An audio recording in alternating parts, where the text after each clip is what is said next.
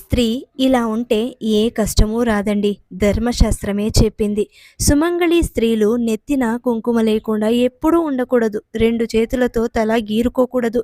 అయిన దానికి కాని దానికి ఎప్పుడూ కంటనీరు పెట్టుకోరాదు. ఇది దరిద్రమును తెచ్చిపెడుతుంది. ఒక ఆకులో వడ్డించిన దానిని తీసి మరొక ఆకులో వడ్డించకూడదు. ఇంటికి వచ్చిన సుమంగళి స్త్రీలకు పసుపు, కుంకుమ, తాంబూలాలు ఇచ్చి సత్కరించాలి. గర్భిణీ స్త్రీలు నిమ్మకాయ కోయకూడదు. టెంకాయ పగలగొట్టకూడదు. గర్భిణీ స్త్రీలు గుమ్మడికాయ కొట్టకూడదు. సూర్యోదయం పూర్వమే ఇంటి ముందు కల్లాపు చల్లి ముగ్గులు వేయడం వలన లక్ష్మీ అనుగ్రహం కలుగుతుంది. మీ ఇంట్లో ఇలాంటి పనులు చేయడానికి మనిషి ఉన్నా ఇంటి యజమానురాలు చేయడం వల్ల లక్ష్మీ లోగిలిలోకి రావడానికి సిద్ధపడుతుంది. చేతితో ఎప్పుడు అన్నం కానీ, ఉప్పు కానీ, కూరలు కానీ వడ్డించుకోకూడదు. ఏ వస్తువైనా ఇంట్లో ఉండి కూడా లేదు అని మాత్రం అనకూడదు. నిండుగా ఉంది అనడం